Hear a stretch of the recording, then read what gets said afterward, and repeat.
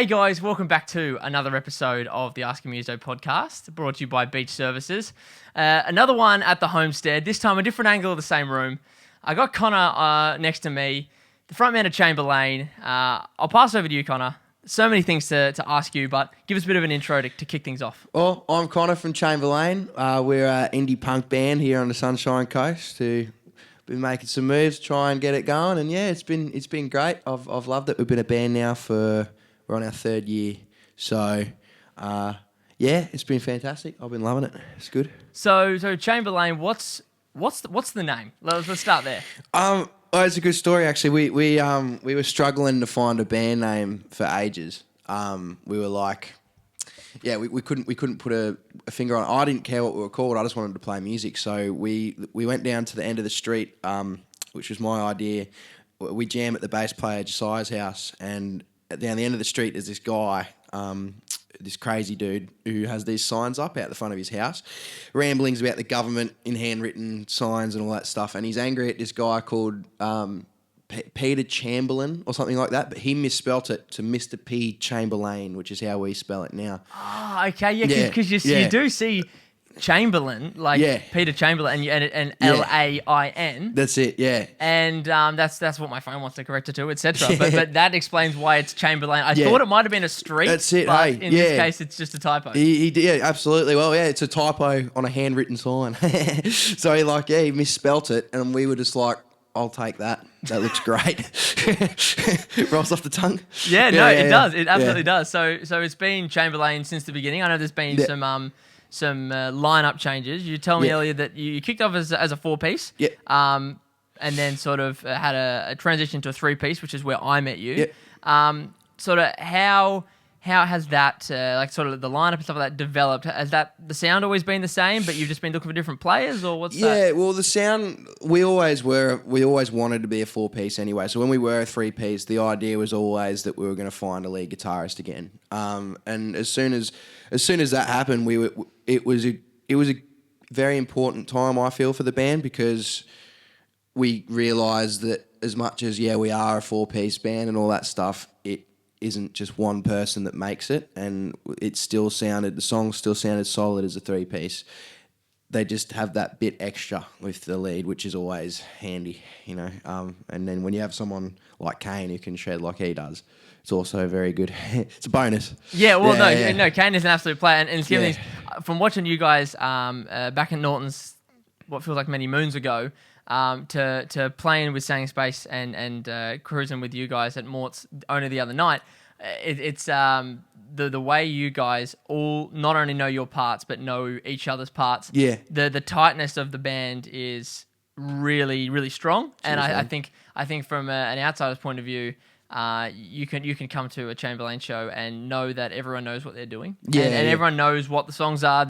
There's no guesswork sort of happening, and I think that's nice to play with someone on a bill. Like doing recently, I've done a Battle of the Bands and things like that recently, and you get people that you go, oh, you got some really raw talent, or she's got pipes and he's got the licks or whatever.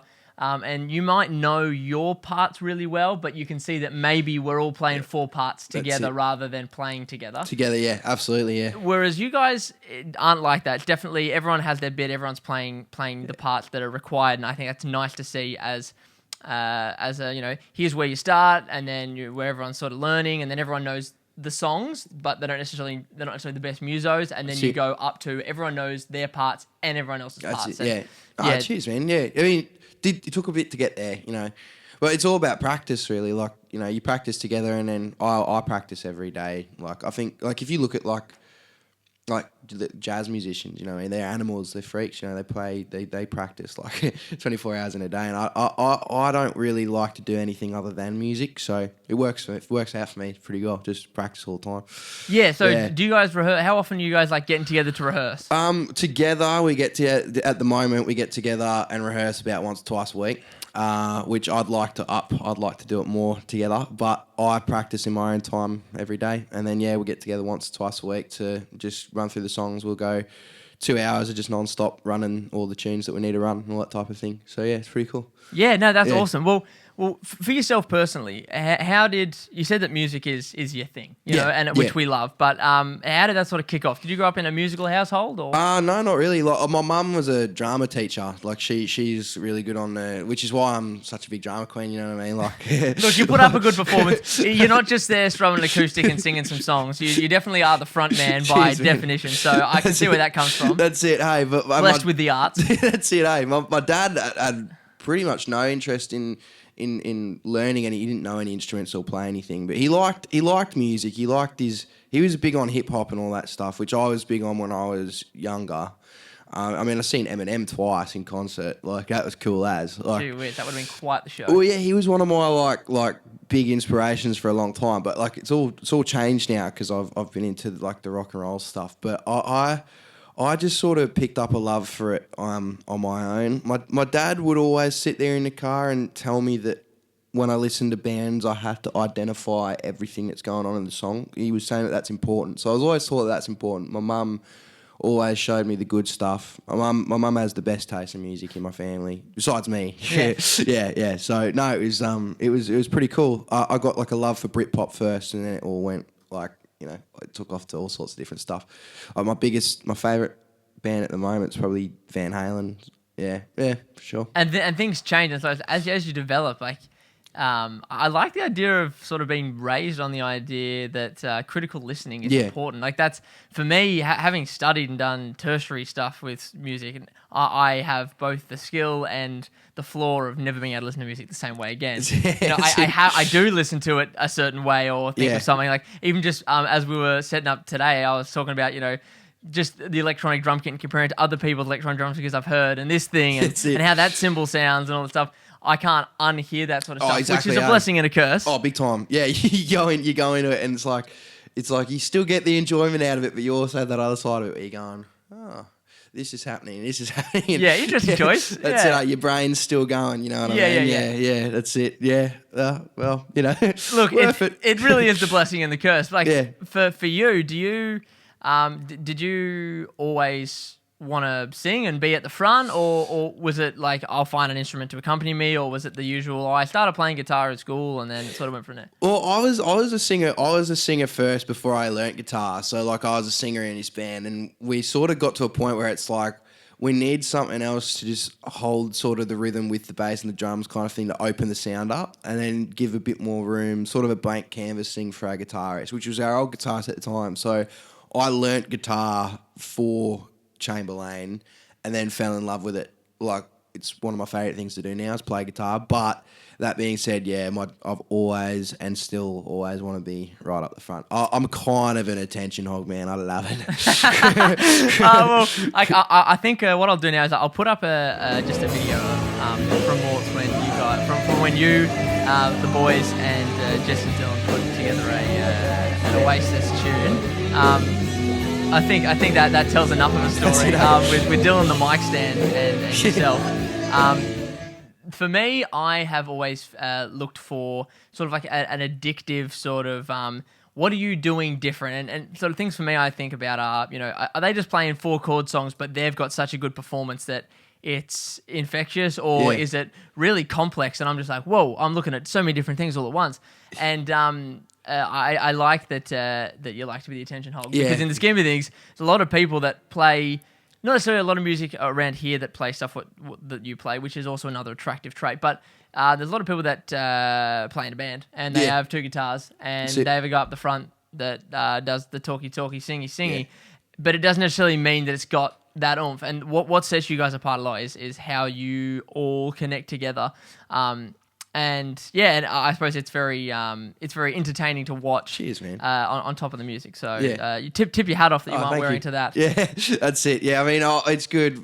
There is times where my mouth gets me into trouble a bit. Sometimes, like sometimes other members of the band are like, "Oh, probably could have played the song." Look, as the drummer, I've been there before. Yeah, big time. I've been just sitting there. No, the way at many times I'll just be sitting at the back, just going. And I'm just waiting. I'm looking, just like, okay, we're winding up, guys. I'm gonna hit it, or I do the old. Yeah, no, it's all good. I wasn't starting. That's it. And then I say go. I'm like, no, I've done 3 clicks now, so we have to start. So That's it. The bass players looked at me, so we're starting Big now. time, So yeah. I get that, but It's a good drummer trick, actually. Our drummer does it when he feels like I'm dragging on or maybe just taking the banter a bit too far. It's just straight away. You know what I mean? Yeah. No, I've enjoyed incorporating the microphone. Like it's still sort of become organically for me in a people have requested it, but I don't have to tune, and a lot of people, when I'm playing with Sane Space, Jesse has a lot up the front, and Dylan has to tune and make sure he's upkept. So there can be gaps where one wants to have a swig, one wants to have a tune, and I'm sort of like, man, if you give me a microphone, I'll just keep the ball rolling. That's it. And then also, if you don't shush, then I'll be like, and this one's called Consequence of the Groove, and then suddenly we're in it, baby. So absolutely. So I definitely relate to both you and the other members of the band. That's definitely it. I mean, you've got that like best of both worlds, eh? I mean, it's cool because tuning's definitely the time where you need that gap filled. Tuning used to stress me out, man. Like it's such a simple task to be asked of a guitarist. But it used to stress me out so much because sometimes the tuner, you know what I mean, you're not hitting them strings hard enough, it's not picking up on the thing, and then I'm going, everyone's waiting, and I'm running out of stuff to say. Yeah, exactly. But also, you can't focus too much on what you're saying because you are actually still trying to look at what you're doing. That's the whole purpose of why you're stalling. Yeah, so it's like, it used to freak me out, but what I kind of learned is to just try and be as calm as possible when things are going wrong. Because we've had plenty of stuff happen live on stage where things have just gone completely wrong, and we've come back from them, and we always manage to. And the easiest way to do it is just stay that little bit sort of calm, Absolutely, and I think look, the wheels were absolutely off the bus last time I saw you. Like I had tracks issues. I had at one point I was just in the middle of one of the songs once I finally got the tracks working, and then the kick beater fell out, and I'm just like, at this point we've crossed over the point where I'm upset / embarrassed / like, okay, this is a concern. So I'm like, you know what, wheels are off the bus. Yeah, this is now funny. Embrace it, yeah. What's gonna happen next? Symbol's gonna fly at me. Like, what's gonna happen next? Exactly. There is those shows, hey, where you get like, there's just a certain point where things are going that wrong. It's just like, you know what, we've just got to roll with it. And it's like, I think almost like different sort of vibe audience wise where we were, but when you're at a bigger stage, so I was like, I might even just involve everyone. It's now become a piece of crowd work. Yeah, But it's interesting to go back on what you said about tuning and stuff like that. I feel like that's one thing that they don't teach you about when you're talking about prepping for a live show, is how to fill that tuning time for yourself. And then for me, it's when they all want to go do the big finish. How do you get a big finish that's tight and doesn't just sound like, monkey drums, things like those, or the trash can fills at the end. Those are the things. They're the things that you don't learn, but you find out, that's a gap that I need to fix. We don't necessarily rehearse that. We go bump bump bar. Yeah, and at the end, when we do that at the end of the set, we'll just do that big finish thing. And then it gets on stage, and then everyone's looking at me like, big finish, Bailey, big finish. And I was like, probably should have practiced that. That's like that's the bit I didn't think about. I know how the song goes. So regarding the Chamberlain music, two-parter here. Is it predominantly you writing it, and what are you writing about? It is predominantly me writing it. Josiah writes there's a few that Josiah has written, a couple that we've released, and then Kane has come in and written a couple as well. The process at the moment, what we're rolling with at the moment with writing songs, is actually we're sitting together in a room more often and just writing them together, which has been a really cool experience because you get everyone's input and it goes a long way. But usually it's me with an acoustic guitar, and I find the guitar first, and then I hum gibberish to a melody, and then I fill the gibberish in with whatever words. I like to tell a story with the music. Like, it's not... I find that, in my opinion, the music is the most important thing, but I do think that you should accompany that with a good story. I don't like songs where the lyrics are just absolutely nothing. So a lot of the time I write about how terrible I am with women, and you might be the first one to ever write that, mate. Yeah, that's it. You might be breaking some ground. I don't think anyone's ever written about that. Yeah, you could be breaking some ground. That's it. Making some absolute change. That's it. But there's that, and there's other stuff. There's the fun songs where you write about drinking and partying and all that type of thing. But mainly breakup songs and love songs. Really, they're the ones that sit well the most for me, and they often have the most interesting story. Yeah. I personally am someone that loves to write a narrative. Yeah.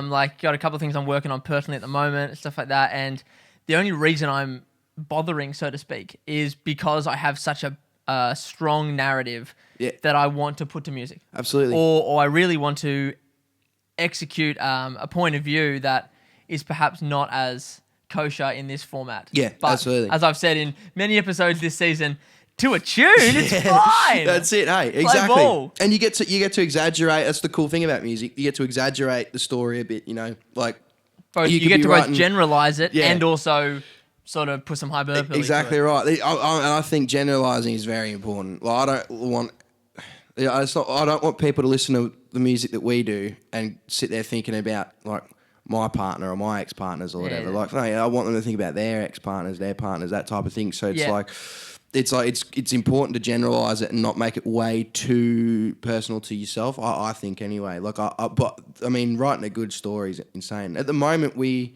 are writing a lot about. Not to give too much away, but no, we're writing a lot about just like growing up and seeing things a little bit differently when we were younger and that type of thing. And we were still young, but like, you know, when we were younger, there's a lot of topic like that in our songs. A lot of just moving on and getting rid of the people that you don't really need. Yeah, And also, like, I feel that from songwriting perspective as well as just from just in life, you find that 16 to 20, you have a lot of mental changes between. Well, you should be having a lot of mental changes between 16 to 20. Oh yeah. And then, but maybe from like 26 to 36, life things happen, and you have maybe more life goals. But maybe some of the things that you've decided, this is the way I think of things. These are the values. These are how I want to raise the people around me, because these people that I'm with now at 26 are probably the people I want to be my people. Yeah, you know, absolutely. Often the case. That changes maybe less in that 10-year period than you get in the 4 years between, 18 and 22. Yeah. And I think it's cool to capture that, because as much as it's personal to you, it's relatable, and Absolutely. it's still ever changing, because everyone has their own experiences, and you never know. People might relate to a lived experience you could never have picked up. That's it. Hey, I mean, I love to be honest with myself, and I find that comes out a lot in the music, I guess. So it's like I find it like I am honest with myself about certain things where I've gone wrong. And for example, I mean, I used to be the biggest people pleaser in the world, man. It used to just be like, I just got to keep everyone happy, and and that type of thing. And it's so hard to do, and it's just draining, and it's so unnecessary. It's just like you can't keep everyone happy, so it's just like. And you might as realised well. it was unsustainable. Yeah, absolutely. Yeah, absolutely. So that is a lot of what we're touching on at the moment. Is a lot of just like that you can't keep everyone happy, not even if you tried. So just keep the peace with the people that actually matter, and the people that have run their course in your life doesn't matter. Yeah, and I suppose that seems like that's what Familiar Faces, the the most recent release, is about. Yeah, moving on and also like not taking things for granted. I feel like, especially in a band, you make all these like achievements and stuff, but you're always, for us anyway, it's always like, well, what's next? What do we do next? Let's do this. And it's almost like we forgot to sit down and go, actually, we just did that. You know what I mean? Yeah, and that's cool. And I suppose that is important. Like, as I've said in previous eps and stuff like that, you find that you've become a family, especially by the 3-year mark and stuff like that, and how you've actually developed the lineup to what it is now with the 4 of you. You find that you're in sort of like a family situation, and that domestic side, you gotta, not necessarily sit on your laurels, but you gotta cop the win. You gotta tell, hey, that was good that we did that thing, and that's been something I've really appreciated with the Staying in Space Boys. It could have absolutely gone one way, where it could have been I could have been 3 makes a crowd, or I could have sort of been absorbed as the third brother, and luckily I've had the joy of the latter, and from there it's. We say, we have a debrief, we have a say that was funny, or like at Mort's the other night, we laughed so much about the fact that wheels were so off the bus, it was hilarious. We crossed past that point, and that's important. You got to talk about what's good. And Erin and I have a debrief in the car after a gig, and she's taking photos, and she's like, "Oh, the lights were terrible, and they just did not change it the whole time." And I'm like, "Oh, I can't believe the fact that I couldn't hear the snare mic once." And then we go, "Good set though." Yeah, absolutely. Good set, though. And she showed me some of the pictures. He's like, some of the ones I got, they're really good. Yeah, really good. Yeah, absolutely. So it's important to do that as a band, and as you're getting together more, not to get focused on what's next all the time. 100%. And I thought, because that gig, I think things came off the wheels for everyone that night. But at the same time, I think you guys played awesome. And watching, I always love watching the Sailing in Space boys. Anyway, you guys are sick, but like, yeah, it was a really, really awesome gig, and I think it showcased you a lot. And I think those kinds of gigs where things do go wrong, they bring you closer. You know what I mean? Like you can have a laugh, and you think to yourself, you know, if we can manage to somehow just pull that off, and everything was going wrong, think about the good gigs where everything's going the right way. You know, I mean, we had an issue. We played Night Quarter main stage, and there was like 500 people or something there, and after the first song, Seth's kick pedal just gave way. It just broke. And you had to duck off stage and borrow the other guy's kick pedal or something like that. And we were just stalling. We're just like, we're off to a blinding start, as you can see, Night Quarter. I love that. That's it, yeah. You got to do that. Yeah, and I love that, like, people enjoy when you acknowledge that the wheels are off the bus. Like, pretense and people seeing through bullshit and all that. That is, that's textbook. So being authentic and going up. Yeah, exactly right. It's You're not going to believe what just happened, you know? Exactly. It's so funny because the little mistakes that you make as a musician, for people in the crowd that are just audience members and they're not necessarily musicians or anything like that, they don't really notice. But it's when you make when those big things happen where even the audience members are going, oh, there's no drummer anymore. Yeah, he's gone. He's gone. Yeah, there's no drums. It's important to let him in. Like you talk about, you know, with the tracks and having people in your life that you see are important, that you want to, you know, include, and those that maybe have run their race for whatever reason, or you've just grown apart. When you're on the stage for that 45 minutes or that hour or whatever it is, you got to let them in. Absolutely. And I think that's a big skill. Another thing they don't tell you, it's a big daunting thing. Like, it's us and them. It's me on the stage, and then it's the people that watch. And I bet all of them are waiting for the next mistake. That is horse shit. Almost arrogant on a lot of fronts. A lot of people aren't even paying attention. You know, like, exactly past the fifth row, a lot of people aren't even paying attention. They're asking if the Colonel's still going to be open past 10 tonight so we can get some bloody wicked wings on the way home. You know, so they're not necessarily focused on anything like that. So exactly. You got to bring yourself and be yourself. And I know that as much as there was no stage to get off after Mort's, everyone who spoke to us, all 7 of us, they got the same blokes that were playing 10 minutes prior, you know, and that is what people remember. Yeah, exactly right. Yeah, absolutely. And the feedback was actually really good that night for both bands. It was awesome. I mean, whenever we play with you boys, it's always, I feel like it works on a lineup, eh? Like, it's just, people seem to really dig it. And it's energy, and even though it's a bit different, like on paper, it'd be hard for Sailing in Space to get someone to support or someone to play alongside. But in the skipping, is the energy, and what I tell people is, I say what I play would probably fit in pop punk bands. But the backing track is just not that. Yeah, it's like all that Daft Punk stuff. Yeah, like cool, what Dylan and I play by itself. Like, even when we rehearse, and I just have a bit of an abridged setup, and I just listen to the click. Yeah. So therefore, all I'm hearing is bass click and what I'm playing. Yeah. And I'm like, this is not the genre that the tracks are, and I like that. I like that you do that. It takes me back to quite an interesting reference. It takes me back to Cars, when Doc tells Lightning McQueen go right to go left. Yeah. It's it feels like we're playing these poppy, you know, but I'm playing 4 on the floor, this, you know, big doing thing, the big things, eh? And it matches. It's so incongruent that it matches perfectly. Mm-hmm. So cool, eh? I love it, eh? It's super. I think your covers are awesome too. I think you've picked the right covers for that band, that sound that you're going for. I think, dude, I so want to steal that. Radio killed the radio. I want to take that cover off you boys. I would. That's all I can do it. I reckon that would crank if you guys did that. That would absolutely crank. Oh, awesome, eh? Can get some good licks in there. I believe that would absolutely crank. Yeah, I mean, we've got stay tuned. We've got a really cool punk version of Everybody Wants to Rule the World that we're doing. Nice. Yeah, we've completely changed it. It's really cool. I love that. Yeah. No, I'm keen to go in on that. Yeah. Well, to wrap up then, give me a bit of a plug. Tell the world what Chamberlain's up to, what you're up to, and sort of plug the socials. Chamberlain. Follow us on Instagram at Chamberlain Band, TikTok at Chamberlain Band, or Facebook Chamberlain. And give our music a listen. We're on Spotify, iTunes, all of the above. And we might be your next favourite band. We're an indie punk band from the Sunshine Coast, and we're trying to break some serious ground.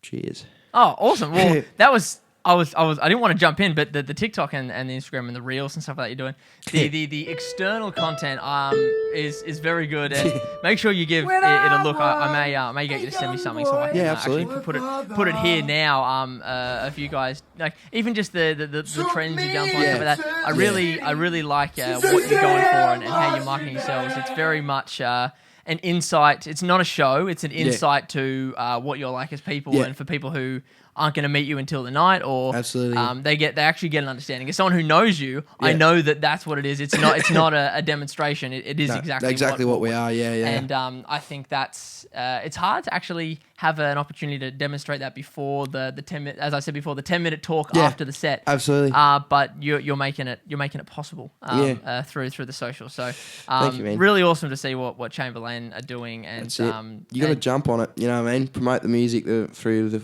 TikTok. I mean, it's the biggest thing in the world right now, probably. Yeah. Exactly. No, you got to do it. You got to be a part of it. I do marketing for a living, and you got to be everything you got to be on everything. That's exactly right. I mean, you get a lot of people. Like, there is a lot of bands that'll just go, "Oh, that's just not cool" or whatever. But I just do this one. We just do this one. If you don't miss out, then exactly you miss out. Right. It's like, it's not cool to do TikToks. It's like, well, you can make it cool, and at the same time, like, you know, you're getting your music out there, and if you're doing that through means of TikTok or Reels or whatever, then so be it. Worth it, I reckon. You get people to hear it. Yeah. Any form of exposure. If you tell people 150 times, go listen to that song, you'll get 10% that will. But if you constantly do videos and content that's even remotely entertaining with that song, they don't have a choice. They've already listened to it. And they'll dig it most of the time because they go, these guys are pretty funny or whatever, and then they'll go listen to the tune. It happens all the time. I do it on TikTok all the time. Like, people will be, like, a band will be funny, and then I'll just check their stuff out, you know, and most of the time it's pretty cool. Yeah, no, I absolutely agree. Well, it was a pleasure to have a chat with you, Connor. It was nice to pick the brain and have a yak. I look forward to seeing what Chamberlain got going on. Cheers, and you know, with your gigs and stuff like that coming up, because I'm sure Aaron and I'll be there, and look, I'm sure Aaron might be doing some snaps and stuff like that at a venue where you'll be at very soon, I'm sure. Absolutely, yeah, 100%. Yeah, cheers, man. That was really cool. Well, guys, that is another episode of the Asking Muso podcast. Stellar to have another local legend by my side. I'm really excited to have been able to sort of open up escape of different genres with the local scene on the sunny coast over the last few weeks. So, as always, 9 a.m. on my YouTube. Hit the bell when you subscribe to make sure you don't miss out. As the season begins to wrap up, I want to make sure that everyone gets a chance to catch up or contribute with any of the previous episodes. So, until next time, I'll see you later.